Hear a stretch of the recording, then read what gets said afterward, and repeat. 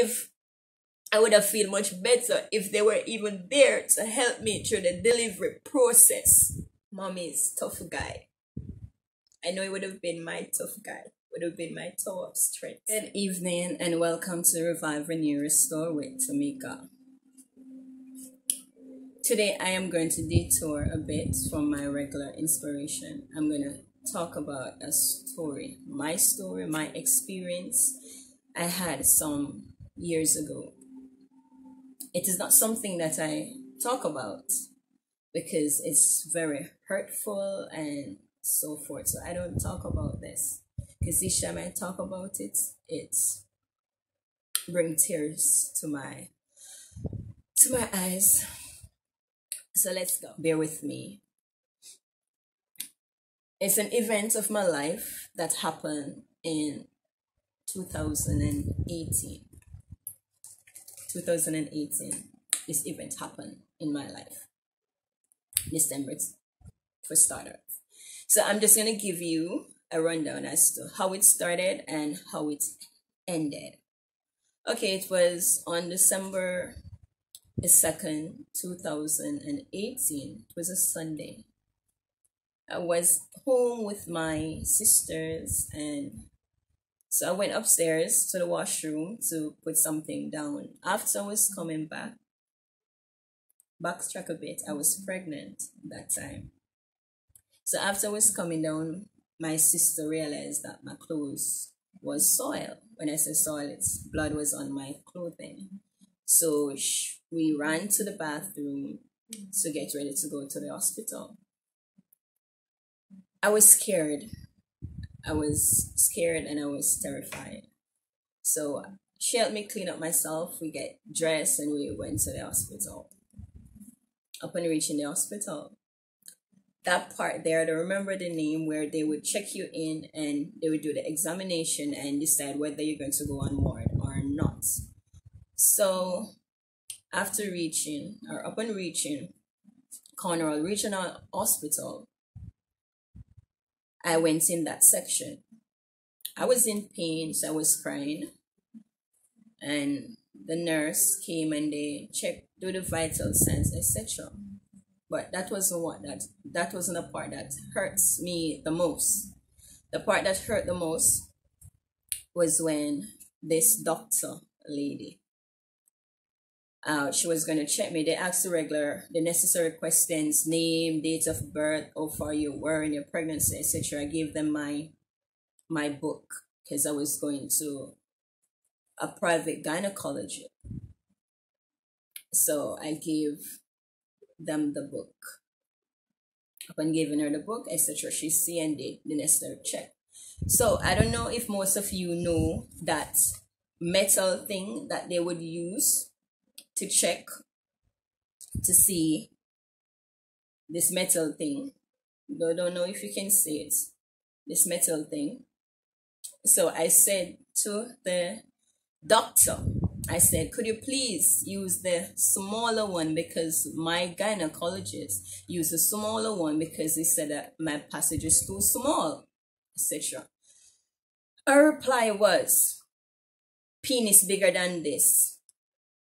So she disregarded everything that I said about using the big one, because to her, penis is bigger than what she's about to use, so it doesn't matter. Anyways, she shoved it real hard. She weren't even gentle. Yeah. To me, well, my impression of doctors and nurses, they should be gentle. So she just rammed it in, and I could feel a sharp pain. Worse than the one that I was feeling before. Anyways, they put on the IV and they transfer me to the ward. When reaching the ward, I got to bed. They do the necessary checks and we're there and everything like that. So now Sunday night is over. Monday morning. We're in Monday morning. So Monday morning, they came, do the regular check, etc. But backtrack a bit. Sunday, when I went on the ward, they put on Pampers on me because they didn't want me to come off the bed, I presume. So they put some pampers on me.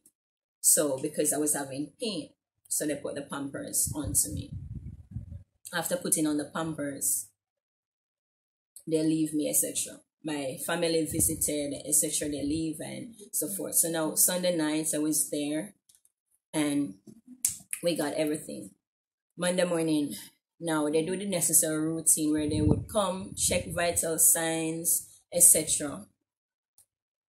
And you will get to clean up yourself, so forth. I was in pampers. I wasn't able to come off the bed, so they would give me a little container thing where I would use to clean up myself. I tried doing that. Yes, I do that and everything. So I did that. But I did not know that I would not have gotten something warm in the morning, because I'm accustomed to having my tea, something hot or warm in the morning. So the Monday I was expecting that. When I got the soup, it was cold. It was very cold. I didn't expect it, but like I said, I didn't know. I had my juice, I had other stuff, but it was good to have something warm in the morning, being that I'm pregnant at the time. So the Monday breeze out, I saw the doctor, said to the doctor, can I get an ultrasound done?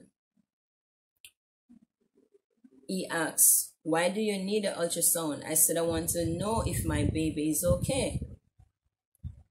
The doctor said the baby is dead.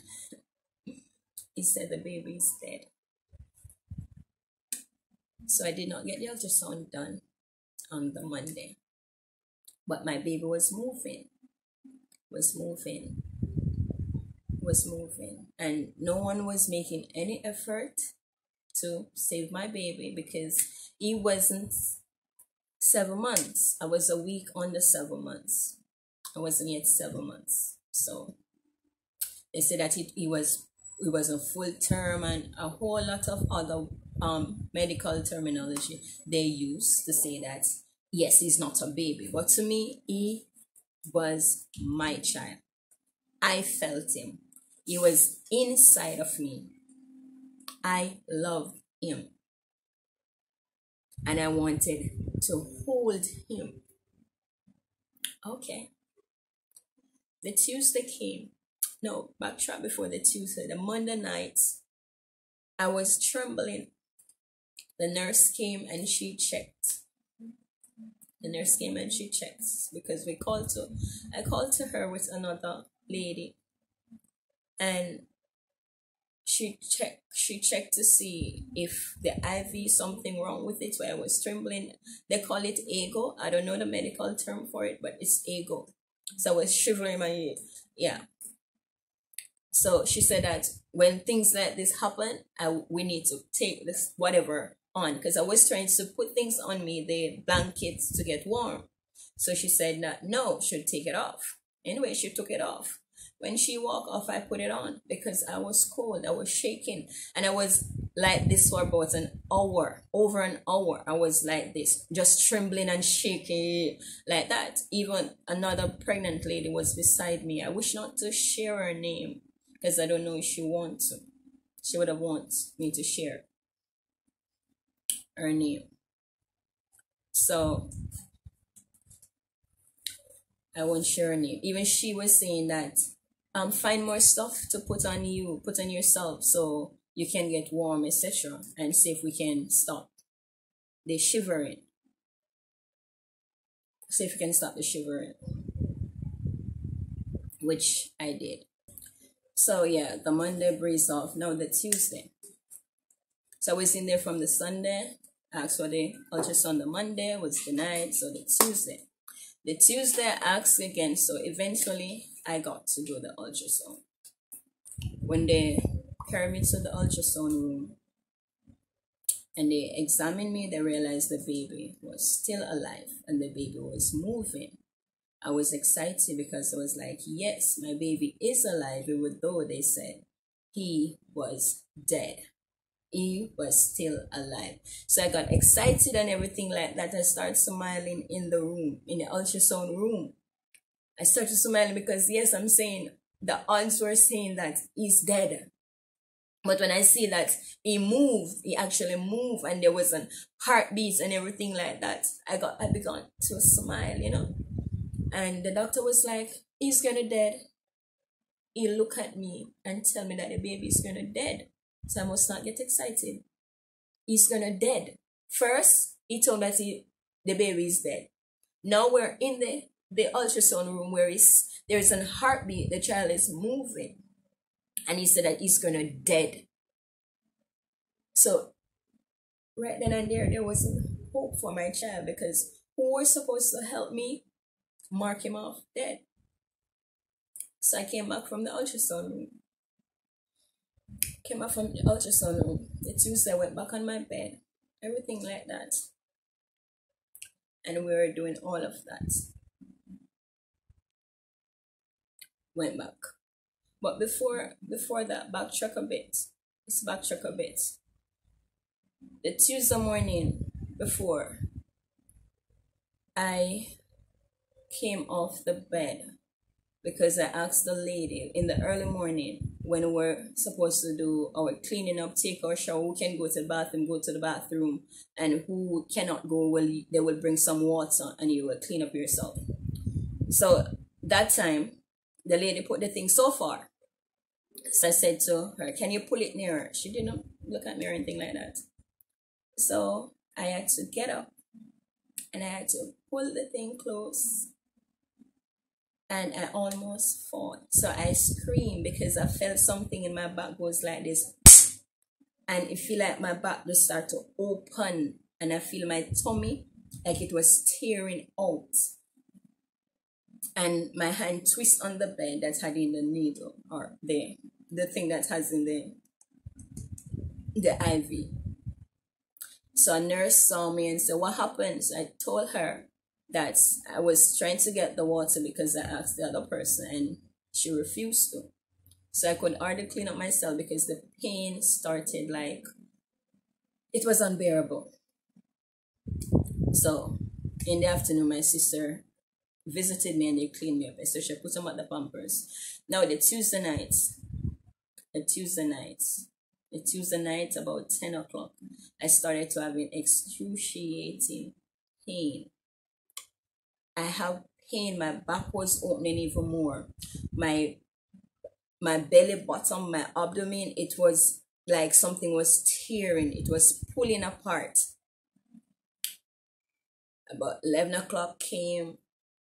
The nurse came and checked, and she realized that a lot of fluid are wet because the Pampers were now so more likely my water broke. So she pulled down the Pampers and do her checks, and then she went back. She put that, I don't remember what they call it, the plastic thing on the bed. She put it on the bed. When she brought back the bedpan, tell me to lift up my butt and to rest it over the bedpan. And she left. So I was there in pain. I was crying in pain. I was in so much pain.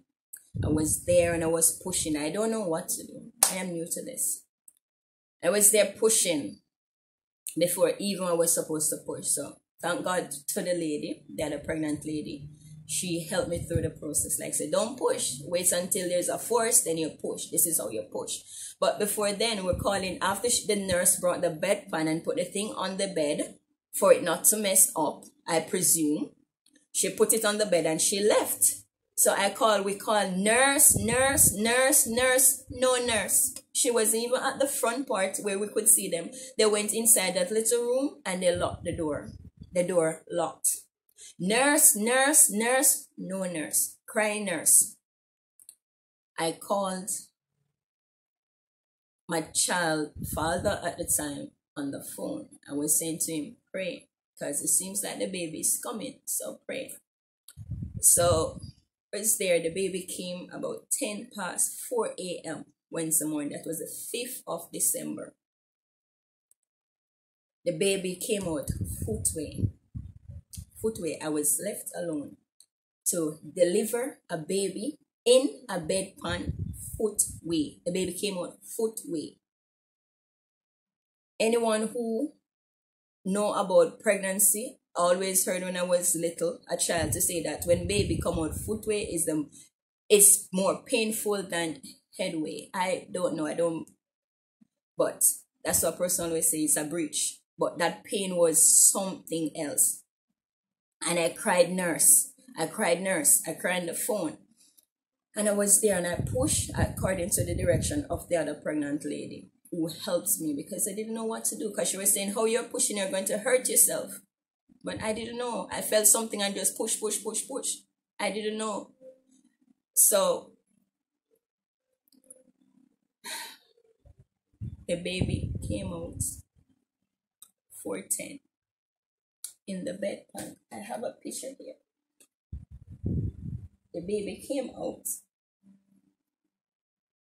in the bedpan because he wasn't good enough to born on the bed. He wasn't good enough to born on the bed. So he came out in a bedpan. The bedpan. He came out in the bedpan. He came out in. My baby. Each time I think about it, each time I think about my son, and I look at his clothes and say, what am I supposed to do with all of these? What am I supposed to do with these? When I look around, there's clothes for my child in the house. Have his prom, has his car seats, has his this, have everything. Even Pampers are still there. Because it wasn't supposed to be this way. If I had gotten attention, my child would still be alive. Because when he came out, there was a twiddle. I could feel a twiddle on my bottom. But because of the way it came out, everything came out on him. Everything came out on him. So there is no way he could have survived, because the nurse did not come back until 5:42. Because I have the picture here. 5:42. The nurse came back. That's the time the nurse came back. There, taking it up. 5:42. The nurse came back. 5:42. And the baby born 4:10 a.m. Wednesday morning. And then you think that was it? That wasn't it. That wasn't it. That wasn't it.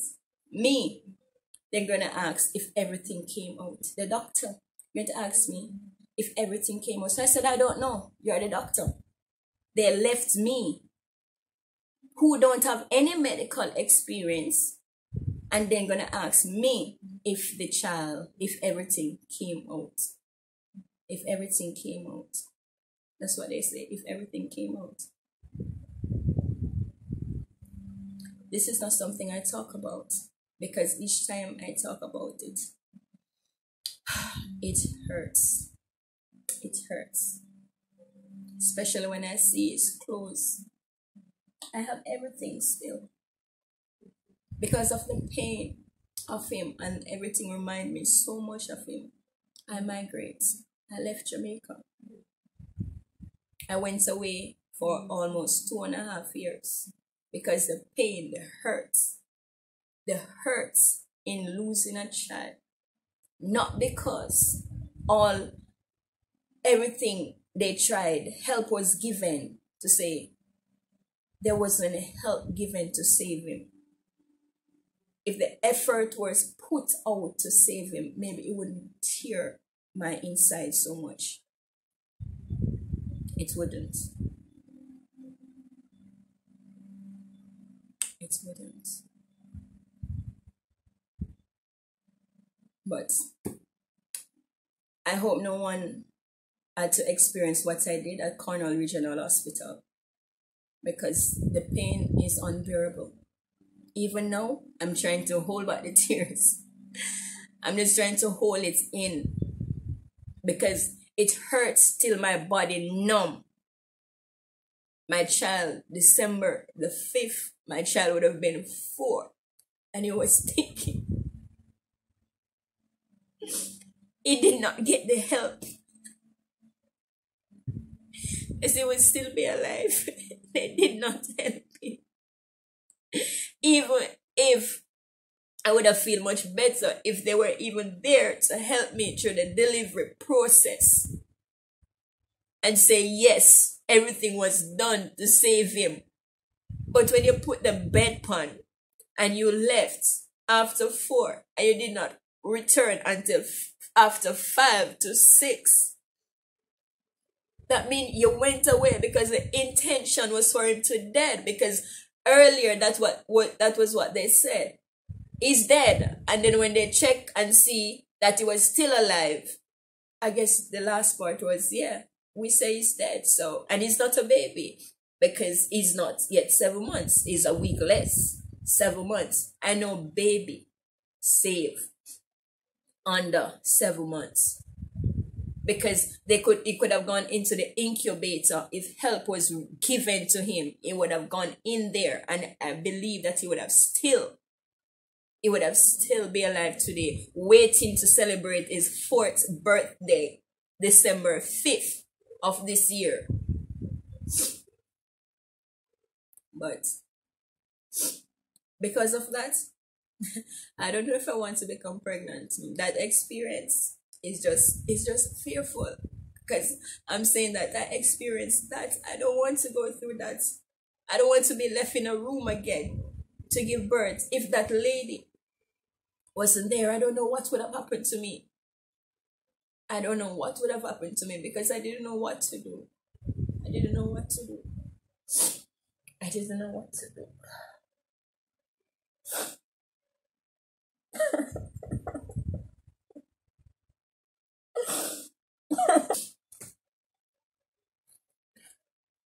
I don't know what to do with these clothes, pampers, none of these. But they're my constant reminder of the death of my son. They're a constant reminder. Yes, I have scars. The scars remind me. But I have so much things for him that remind me even more. I had pants for him. I have this shirt. I love this shirt. Because when I found out that it's a boy, I saw this shirt online. Mommy's tough guy. I know it would have been my tough guy. Would have been my tower of strength. And I love this shirt so much. Because I said, my baby is going to be a little tough guy. He's going to have mommy's back like how mommy's going to have his back. But that was taken away from me. That was taken away from me. That was taken away from me. It was taken away from me. It was taken away from me. I don't know, but like I said, this is very hard for me. This is very hard for me. This is real hard. This is very hard. Thank you for watching. Thank you for watching. Thank you for being there, helping me to share a part of my story and my experience at Cornwall Regional Hospital. Goodbye.